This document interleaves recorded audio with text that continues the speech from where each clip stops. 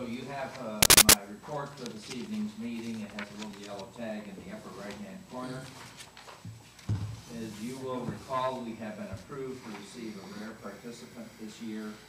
The work program for that individual calls for that person to work with the city, the port, tourism committee, and the downtown revitalization group to create 6 new activities in what's known as the shoulder season, to bring people to Cascade Locks, to stay overnight, to eat in the restaurants and spend money. To look at 3 or 4 existing community activities and see how we can strengthen those to bring more people to town, to help us pull together a comprehensive calendar of activities, to do some grant applications to support those 6 new events. And so we're moving toward the development of the work plan for that individual. We think the person will be here sometime in mid-September. So we will share 1/2 of a couple with the port. The port is getting, I think, the husband of the woman that we're getting. So we're moving forward with that. I included in my report, the attachment number 1 is the list of initial activities that was developed. There's 23 possible activities that the group will take a look at, and so some of these may be included in what the rare participant does. There may be new activities. In fact, I know there's going to be new activities because the downtown group has things that are not even on this list. So that's the basis for that effort. I've attached a copy of Devin's monthly report. I'm still waiting for him to tell me what the actual number of billings to Springfield were sent. I didn't receive that yet today, but this gives you the total number of incidents, which is 31. 3 were fires, 21 were rescues and emergency medical services, 7 were good intent calls. As soon as I get that number from him about what's being billed, I will get that to you. I included Karen and Pam's report about the results from the 2012 National Night Out that was held on August 7th for your information. And then I talked with Sheldon and Dave today. We are proceeding to make all of the improvements to the SCADA system. We think that's going to come in at around 12,000 to 13,000. You have 15,000 in the budget to fix the SCADA system. It's going to be totally replaced. So we'll be back to automatically operating the water system, controlling that. The dialers are working now, so we won't have to manually manage that system. And then I also included for your review a copy of the CIS analysis of City Hall. There's been some discussion about the ADA compliance at City Hall. We do not comply with ADA, and apparently we're not required to unless we were going to do some remodeling, major upgrades. And so I'm just kind of bringing you up to date with that, so you have a copy of the CIS email report that I received, and then a letter that the city has, or the attorneys had received from a group called Disability Rights Oregon, pointing out some of the deficiencies at City Hall. You may want to schedule a special work session or sometime at a future agenda to begin to discuss where the city goes relative to these requirements. But as we understand the law at this time, you're not required. We'll have to make as much accommodation for the handicapped as we can. And John Zacharias, who was here helping us, said we may even have to offer to carry people in here. But you're not required to make any physical changes unless you were to begin to do some remodeling and other changes here. So that's all I had for tonight. I'll be glad to answer any questions you may have. Any questions?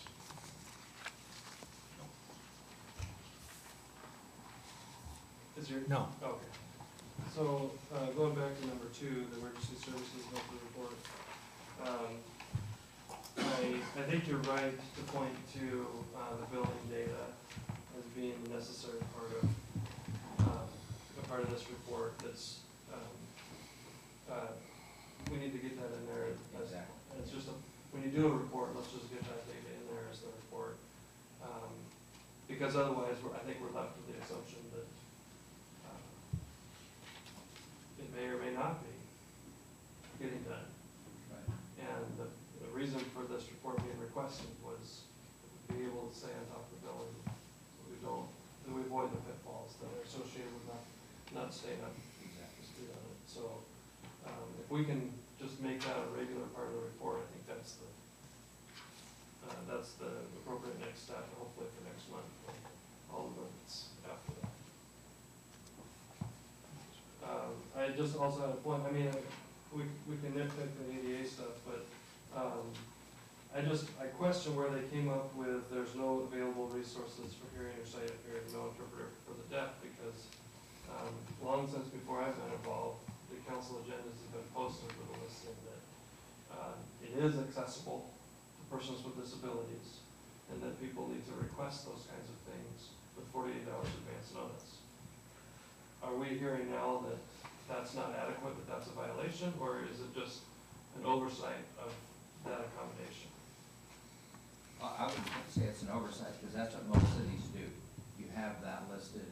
People who have a hearing impairment or any impairment, if they notify the city 48 hours in advance, we probably could get volunteers to carry somebody in here if that were required.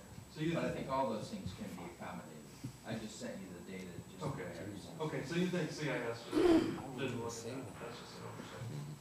No, they didn't look at that piece. They looked at the physical arrangement of the building, and then they sent me all 20 chapters of the law so that we'll have that on file. Okay. Kathy, when was the last time we had a request for accommodations for someone who's hearing impaired or visually impaired? Because I certainly I don't can't. believe I've ever had one. We had a request one time regarding a utility bill many years ago, and there happened to be someone in town at that time who did sign language. It was for someone that was deaf, and we had that arranged to have them come in, but I can't remember anything ever for a council meeting. That's covered in Oregon public meetings laws as well, and really the protocol there is that it needs to be requested. Cities aren't expected to have, for example, a sign language interpreter at every meeting on the off chance that someone who is hearing impaired is gonna wander through the door. So really what it is at this point a request for reasonable accommodations, not complete rebuilding of the structure. It just isn't necessary, and access is the key. That's what you need to be thinking. Yeah, and I guess I come back to, well, what's CIS really talking about here then? They haven't really investigated accommodations that are available. So they shouldn't be saying that we're somehow in violation if they haven't looked at the fact that we do accommodate. Right. Yeah. The purpose of their visit here, though, was just to look at the physical facilities. They just went more than that in their report. Right.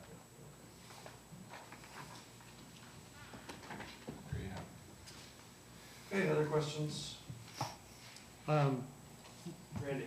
There was either an email or a written thing about some water pollution at the port with PCBs. Right. Is that, where was that in relationship to, because they have a lot of property. Is it at the marina? Is it at the industrial park? Is it at our wellhead? It's out where the Herman Creek flows into the river. Okay. So it's out near there, and they think it's related somehow to the lumber The operation. sawmill sometime was in the there. past. Mm-hmm.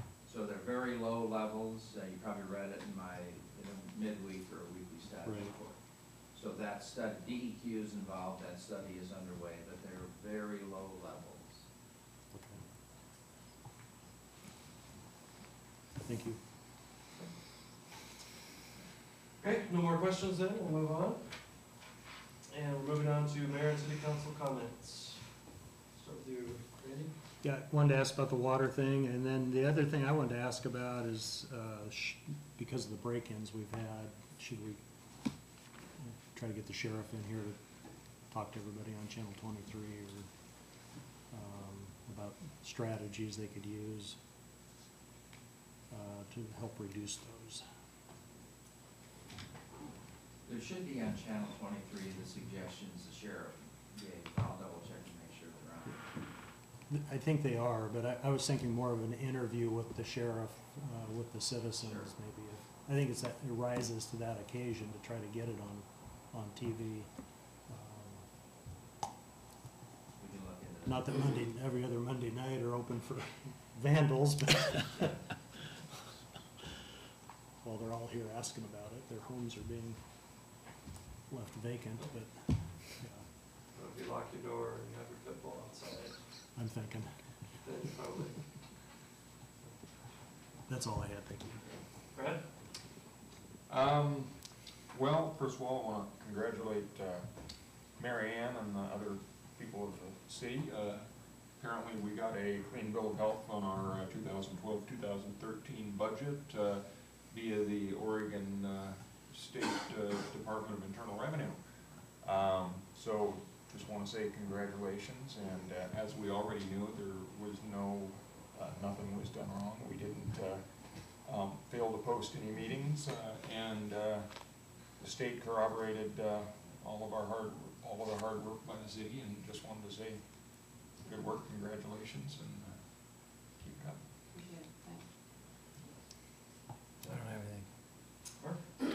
anything. I'll make a comment on, we had a trip, how long ago was that, Dave? About 3 weeks ago to Nestle's? Yeah. You know, I wrote some things down. I guess to describe the visit at Nestle's, it would have to be impressive. They had 2 lines going at the time, Arrowhead and Pure Life. The efficiency and the speed, it was amazing. The cleanliness, the floors were spotless. They had dustpan stations everywhere. It was clean. Recovery, recycle, I didn't see any waste, and it looks like they recycle most of the materials on the production line. The Food and Water Watch had a figure to produce 1 liter of water would take 3 liters to produce. Now Nestle's can make that 1 liter with 1.27 liters, so that's a big savings water. We met the managers. We were able to ask any questions that we wanted. We got a lot of questions answered.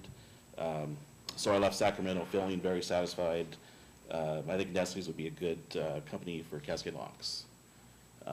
Also, we have a meeting coming up, the electric rates. I would encourage citizens to attend the rate review process with Brown and Kaiser at the City Hall gym Monday, August 20th, 7 p.m., and ask the questions that you're concerned about.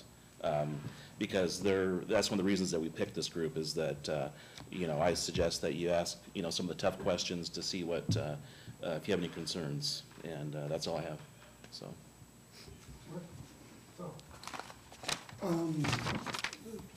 We had a protest here not too long ago on Nestle, and as it was advertised as a big protest coming our way. As it turned out, it wasn't near as big as the counter protest or support of Nestle. But in talking to a lot of the people who were at it, in talking with the protesters, and that's what it became. It became a very dialogue moved protest, and actually the people who were protesting seemed to get it, seemed to understand where we're at, and their biggest issue, it appears, that is just to make sure that we do our due diligence. I mean, that's mostly all they're asking, and I think the citizens let them know that that's what they plan on doing. And so it turned into just a really good dialogue, actually, between the 2 groups. And I think when it was all said and done, there was a lot of people that came to protest that actually leaned a lot more towards, understood what Cascade Locks was trying to do here, and understood that our business with Nestle's was just that. business, and as long as everybody does their due diligence, then we're good with it. So it went pretty well. In my opinion, it was just a good, instead of call it a protest, it just became a good, healthy conversation between opposing views, and it was very healthy. So that went down very well, and I'm glad citizens showed up and was part of it, to be able to create that dialogue with people who have different ideas of what should be going on here. And another thing, working down in the park is getting a lot of traffic down there. The sailing just had a national championship for 29ers. And if you want to go to the 29ers is really an interesting boat, because they got the big spinnakers that come up, and they're all really colorful. So there's a bunch of those out there sailing, and they had a great national championship in Cascade Locks. We also had weddings going on in the park. We had one of the interesting things down there that they're starting to do yearly. We probably should note it. There's I guess we'd call it a medieval group come down, and they work each other over. They get all dressed up and make a whole dinner and a workout. It's really kind of an interesting thing that they do down in the park. But they've been doing that for the last few years. But some interesting things going on down there. But the sailing had a good weekend with the sailing national championship, and this weekend is the youth nationals. So there's going to be, I don't know, 150 or some youth. I don't know if each one of them has a boat that'll be sailing, but it's going to be a big weekend for them in town. Now they are camped there's a camp down at Corbett. There was where I camped, but they're going to be in town doing all their sailing. So a good weekend. And I want to mention the guys. I don't know who's all doing it. I know soldiers are involved in it. I know Ken Hutton's involved in it. I think there are others that are involved in it, but the folks that are going around and watering all the plants in town. Plants are really looking good, and the watering they do and the effort that they're doing there. The city appreciates it. The citizens appreciate it. It really does. It really is. Those plants are all popping up there, and they're looking really good. I didn't make it down. I was working during the National Night Out down in the park, but did see a lot of kids down there and cars and families down there. So it appeared to me that I'm sure the mayor will have something to say on that, but it appeared to me to be a really nice success, a beautiful evening, a good successful event down there for the citizens of Cascade and for the youth of Cascade Locks. There's a lot of, it appeared to be quite a few youth down there. Anyway, that's it for me. Thanks. Randy, did you say you had? Yeah, I did. I had forgotten that we did have a meeting since we came back from Sacramento to see the Nestle plant, so I didn't, until Mark talked, I forgot to make a couple of comments about that. One was, we did see the water tank that we'd had some complaints about, that we'd have a tower that was, way high in the gorge, and we did see the water tank that they have at their plant there. And if you drive into Hood River, the tank that they have down there in Sacramento is no higher than Ryan's Juice or Hood River Distillery. So it's not anything that's unusual.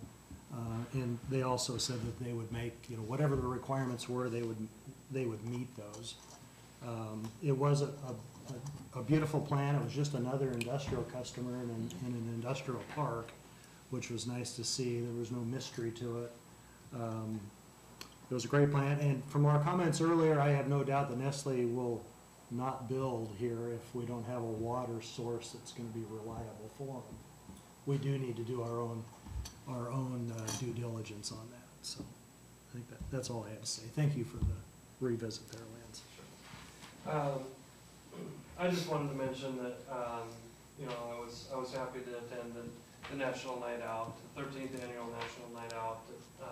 And one of the things I noticed, I got a chance to have both girls there, and so there were a lot of willing babysitters while I was just doing conversations, and Brazil loved just running around and looking at the kids, local kids that were dressed up like zombies, and it was a fun time. But it's, one of the things that struck me is that, Hood River doesn't have a national night out. I don't think Stevenson does, because we were getting people filtering in from our neighboring communities. to eat our hot dogs and just kind of sharing that time. And I want to say thank you to the people that donated for that, and the leadership that the Parks and Rec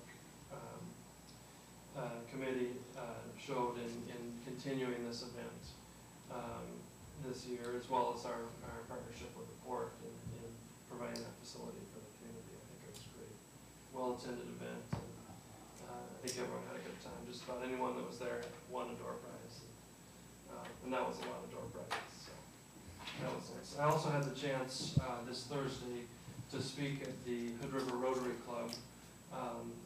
They invited me just to talk about things that are happening in Cascade Locks,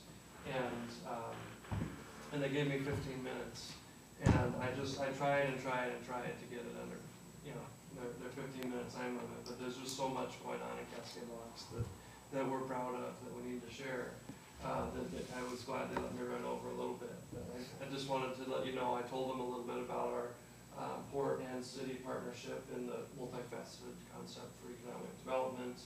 I talked about how our due diligence with Nestle is really kind of significant in the sense that it reflects the commitment to partnership and integration with state agencies, our neighbors. We talked a little bit about the hydrology study that was discussed tonight, how ODOT, another state agency, is working to help find a suitable route to keep the trucks out of our residential area, as well as kind of continuing to monitor the application that the Fish and Wildlife Department have at the Water Resources Board to help protect salmon. So that was kind of the theme, but it's downtown revitalization, which is partnership with the business community, residents here. We talked about how the school plays into that, how our vision is to turn what was kind of a bitter moment, a lemon, if you will, into iced tea. So by taking a look at, well, we've got these empty classrooms now. That could be an attraction, and the partnership with both community colleges and the idea of turning this into a world-class educational environment. And we talked about tourism and a partnership with the RARE program, and particularly how an ongoing relationship with the Columbia Gorge Racing Association has been real productive in making us one of the preeminent destinations for small boat sailing. As Don mentioned, a couple of different races. And we also talked about our work with Stevenson and ongoing work for partnership there, and I gave them an update on our, again, ongoing relationship and partnership with Hood River in the rebuild of our emergency services department. It was all well received. People at Hood River are grateful that we're working on this. The guy from the Windsurfing Association mentioned to the group how glad they were to have Blackberry Beach improved for windsurfers that want to come here. So all in all, it was well received. There is an interest in, I invited them to come to Cascade Locks and hold one of their meetings in Cascade Locks, and they're also interested in potentially chartering a Rotary Club here in town. So if there's people who are interested in that,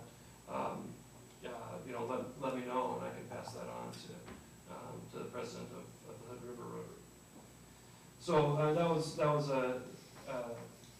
good heading into my weekend. Also here, in addition to the sailing race, we had a mountain biking race. It was called a short track race. A guy named Chris Schump from Portland Racing helped to put that on, and they used the track down at the industrial park. A lot of people came together to help make that happen. And if you look at, I think most of us got an email on that. If you look at the picture, it looks like SDS lumber, but Olympic-style podiums built out of 2x4 bundles for the winners of the race. But it looked like everyone's having a good time. And again, well-attended event, 150 cyclists, and here in town. patronizing our businesses and so on. And I'm glad Tom mentioned the protest, or whatever you wanna call it, protest or ultra marathon, or whatever it was that, people from Portland were doing, here, in Cascade Locks on August 1st. And it was kind of a dialogue, it was a good chance, to talk to people and give them the reality, of Cascade Locks. And I left feeling the same way, people said, my question was, if any of you have $50 million to invest in our industrial park, step forward, I'd rather talk to you. And unfortunately, didn't have any takers on that, but it was kind of the beginning of a conversation. One guy, as he was running by, said, hey, I hope that by us being here, we get a better deal for you in Cascade Locks.